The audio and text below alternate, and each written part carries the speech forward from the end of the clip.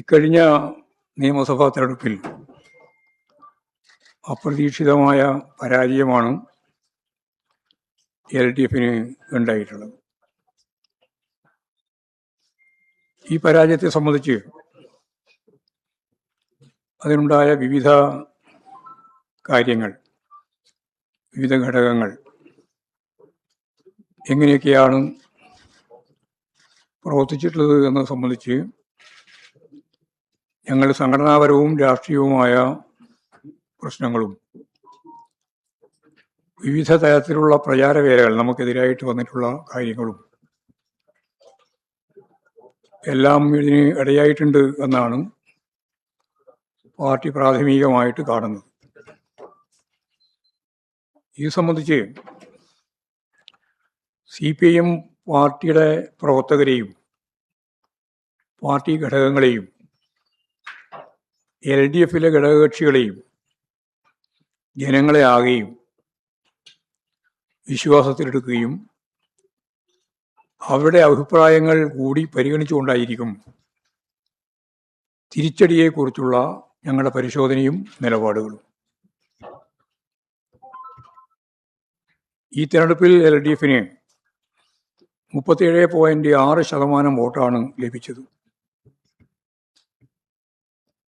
അത് താരതമ്യേന കുറഞ്ഞ ശതമാനം വോട്ട് തന്നെയാണ്. എന്നാൽ കേരളത്തിൻ്റെ തെരഞ്ഞെടുപ്പ് ചരിത്രത്തിൽ 2019 35.1%, 2024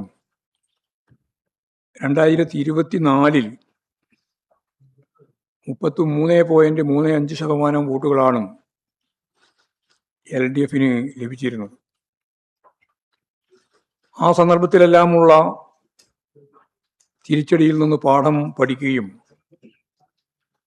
ജനങ്ങൾക്ക് ബോധ്യമാകും വിധത്തിൽ തിരുത്തലുകൾ വരുത്തിയും ഇടതുപക്ഷം തിരിച്ചു വന്ന ചരിത്രമാണ് കേരളത്തിൽ ഉള്ളത്.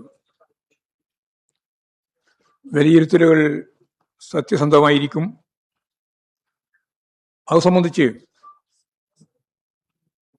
വളരെയേറെ പ്രാധാന്യത്തോടുകൂടി മെയ് ജൂൺ മാസങ്ങളിൽ പാർട്ടിയുടെ എല്ലാ ഘടകങ്ങളും വിളിച്ചു ചേർത്ത് എല്ലാ സഖാക്കൾക്കും പറയുന്നത് കേൾക്കാനും മുഖവിലക്കെടുക്കാനും സാധിക്കണമെന്നാണ് ഇപ്പോൾ പാർട്ടിയെ ആദ്യം തന്നെ ആലോചിച്ചിട്ടുള്ളത്. പ്രാഥമികമായ ഒരു പരിശോധന മാത്രമാണ് ഇന്നത്തെ സെക്രട്ടേറിയറ്റ് ഇപ്പോൾ തീർന്നിട്ടില്ല. ഇന്നത്തെ സെക്രട്ടേറിയറ്റ് നടത്തിക്കൊണ്ടിരിക്കുന്നത് പാർട്ടി സഖാക്കൾക്ക് നിർഭയമായും സ്വതന്ത്രമായും അവരുടെ ഘടകങ്ങളിൽ അഭിപ്രായങ്ങൾ പറയാൻ അവസരമൊരുക്കണം എന്നാണ് പാർട്ടി നേതൃത്വത്തിൻ്റെ അഭിപ്രായം. സംസ്ഥാന സെക്രട്ടേറിയറ്റ് അംഗങ്ങൾ പങ്കെടുത്തുകൊണ്ട് ജില്ലാ സെക്രട്ടേറിയറ്റും 2 ദിവസം നീണ്ടു നിൽക്കുന്ന ജില്ലാ കമ്മിറ്റികളും ചേരാൻ ഇപ്പോൾ തീരുമാനിച്ചിട്ടുണ്ട്. എല്ലാ ഏരിയ കമ്മിറ്റികളും, കേരളത്തിലെ മുഴുവൻ ഏരിയ കമ്മിറ്റികളും പാർട്ടി സംസ്ഥാന കമ്മിറ്റി അംഗങ്ങൾ പങ്കെടുത്തുകൊണ്ട് ഞാൻ ഈ പറഞ്ഞതുപോലെ തന്നെ ചേർന്ന് പരിശോധിക്കണം, അവരുടെ അഭിപ്രായങ്ങൾ കേൾക്കണം എന്നിപ്പോൾ തീരുമാനിച്ചിട്ടുണ്ട്. ജില്ലാ കമ്മിറ്റി അംഗങ്ങൾ പങ്കെടുത്തുകൊണ്ട് എല്ലാ ലോക്കൽ കമ്മിറ്റികളും ചേരാനും ഇപ്പോൾ തീരുമാനിച്ചിട്ടുണ്ട്. ഏരിയ കമ്മിറ്റി അംഗങ്ങൾ പങ്കെടുത്തുകൊണ്ട് താഴെ ബ്രാഞ്ച് യോഗങ്ങളും പൂർണ്ണമായും ചേർന്ന് അവർക്ക് പറയാനുള്ളത് ഉൾപ്പെടെയുള്ള കാര്യങ്ങൾ കേൾക്കണമെന്നും തീരുമാനിച്ചിട്ടുണ്ട്. ഇത്തരം യോഗങ്ങളിലെ ചർച്ചകൾ കൂടി പരിഗണിച്ചാണ് പാർട്ടി തെരഞ്ഞെടുപ്പ് റിവ്യൂ തയ്യാറാക്കാൻ ഇപ്പോൾ തീരുമാനിച്ചത്. അല്ലാതെ സംസ്ഥാന സെക്രട്ടേറിയറ്റ് ഒരു റിവ്യൂ തയ്യാറാക്കി താഴത്തേക്ക് പോവുകയല്ല. എല്ലാ കാര്യങ്ങളും കേട്ടതിന് ശേഷം, മനസ്സിലാക്കിയതിന് ശേഷം അവർക്ക് പറയാനുള്ളതെല്ലാം പറഞ്ഞ് അതുകൂടി മനസ്സിലാക്കി കൃത്യമായ ഒരു റിവ്യൂ ഇവരുടെ എല്ലാം ചർച്ചയ്ക്ക് ശേഷം തയ്യാറാക്കണം എന്നാണ് പാർട്ടി സംസ്ഥാന കമ്മിറ്റി കണ്ടിട്ടുള്ളത്. എന്ന് പറഞ്ഞാൽ പാർട്ടി റിവ്യൂ എന്ന് പറയുന്നത് ഞാൻ നേരത്തെ പറഞ്ഞതുപോലെ ഈ പരാജയത്തിന്റെ പ്രത്യേക പശ്ചാത്തലത്തിൽ പാർട്ടി ഉടനീളം കൃത്യതയോടുകൂടി കാര്യങ്ങൾ കണ്ടെത്താൻ വേണ്ടിയുള്ള ഫലപ്രദമായ ഒരു നിലപാട് സ്വീകരിച്ച് മുമ്പോട്ടേക്ക് പോകണം എന്ന് തന്നെയാണ് കണ്ടിട്ടുള്ളത്.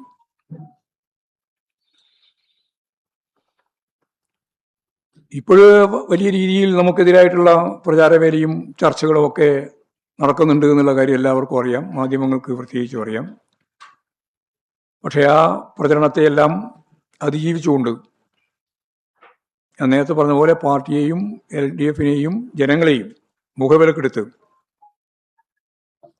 ഈ പറയുന്ന നിലയിൽ സാധാരണ 5 വർഷം കഴിയുമ്പോൾ ഭരണമാറ്റം വരുന്ന സംസ്ഥാനമാണ് കേരളം.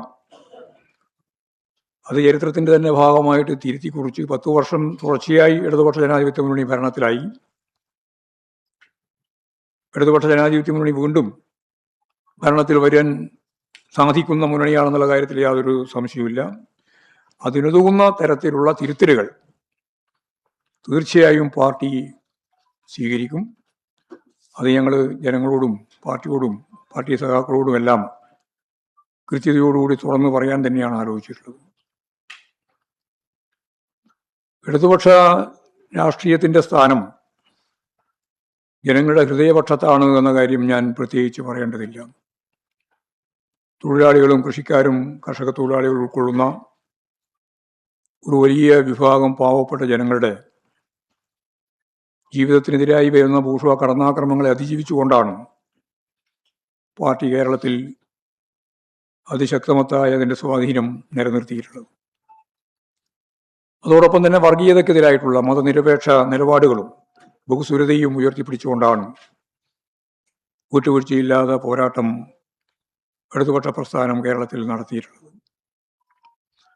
അതിനിയും തുടർന്ന് എല്ലാവരുടെയും പൂർണ്ണ പിന്തുണയോടുകൂടി എല്ലാ തരത്തിലുള്ള വിശദാംശങ്ങളും പൂർണ്ണമായിട്ട് പരിശോധിച്ച് ആവശ്യമായ തിരുത്തലുകൾ വരുത്തി പാർട്ടി മുന്നേറും എന്നുള്ള കാര്യം ജനങ്ങളെ അറിയിക്കുക എന്നുള്ളതാണ് ഇന്നത്തെ ഈ പത്രസമ്മേളനം കൊണ്ട് ഉദ്ദേശിക്കുന്നത്.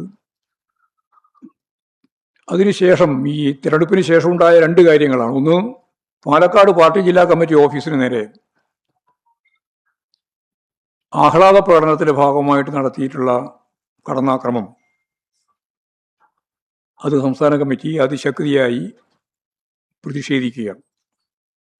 അതിൻ്റെ പ്രതിഷേധങ്ങളൊക്കെ ഇന്നലെ അവിടെ നടത്തുകയുണ്ടായിട്ടുണ്ട്. രണ്ടാമത്തൊരു കാര്യം, ഇടതുപക്ഷ ജനാധിപത്യ മുന്നണി സംസ്ഥാനം ഭരിക്കുന്ന സന്ദർഭത്തിൽ സ്ഥലമാറ്റങ്ങൾ സംബന്ധിച്ച് പ്രത്യേക മാനദണ്ഡങ്ങൾ ഉണ്ടായിരുന്നു.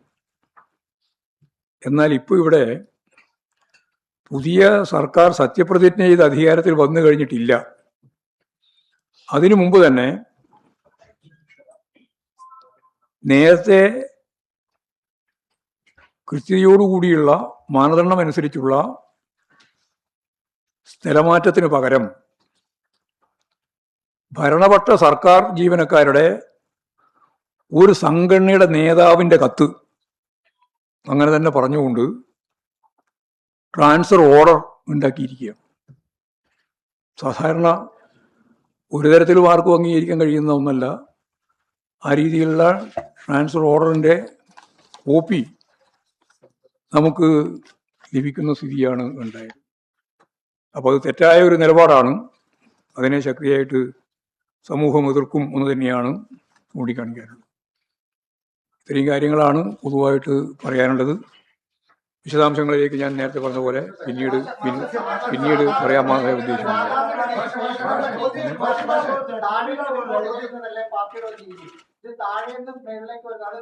രണ്ട് രീതിയുണ്ട്. താഴത്തേക്ക് റിപ്പോർട്ട് ചെയ്യുന്നതുകൊണ്ട് താഴെ പോയി കാര്യങ്ങൾ മനസ്സിലാക്കിയിട്ട് അതിനെ തുടർന്ന് പാർട്ടി നിലപാട് സ്വീകരിച്ച് താഴത്തേക്ക് റിപ്പോർട്ട് ചെയ്യുന്നതുകൂടി ഞങ്ങൾ ഇപ്പോഴ് തീരുമാനിച്ചത് ഈ തോൽവിയുടെ കാരണം താഴെത്തട്ടിലേക്കാൾ നന്നായി ബോധ്യമുള്ളത് മുകളിൽ ഇരിക്കുന്ന നിങ്ങൾക്കല്ല. കാരണം നിങ്ങളുടെയൊക്കെ പല വീഴ്ചകളും ചെയ്തികളുമല്ല ഈ തോൽവിക്ക് കാരണം. എന്താണ് ഈ UDF തരംഗത്തിന് നിദാനമായതെന്ന് വിലയിരുത്തുന്നത്? അതൊക്കെ സംബന്ധിച്ചുള്ള പൂർണ്ണമായ പരിശോധന ഞങ്ങൾ നടത്താൻ ഉദ്ദേശിക്കുന്നു. എന്താ പറയുക? ഇല്ല ഇലക്ഷൻ റിസൾട്ട് 2 ദിവസമായി. സംസ്ഥാനത്ത് 10 വർഷം ഭരിച്ച മുഖ്യമന്ത്രിയാണ്. ഈ ഫലം വന്ന ശേഷം ജനങ്ങളോട് നന്ദി പറയാൻ ഉത്തരവാദിത്തം മുഖ്യമന്ത്രിക്കുണ്ട്. ഇതുവരെ അദ്ദേഹം പ്രതികരിച്ചിട്ടില്ല. അദ്ദേഹം ഇപ്പോൾ കാവൽ മുഖ്യമന്ത്രിയാണ്. അദ്ദേഹം പ്രതികരിക്കുമോ? ജനങ്ങളോട് എന്താണ് പറയുന്നത്? എല്ലാവരും പ്രതികരിക്കും. എല്ലാവരും പാർട്ടി പ്രതികരിക്കും, അദ്ദേഹം പ്രതികരിക്കും, എല്ലാവരും പ്രതികരിക്കും.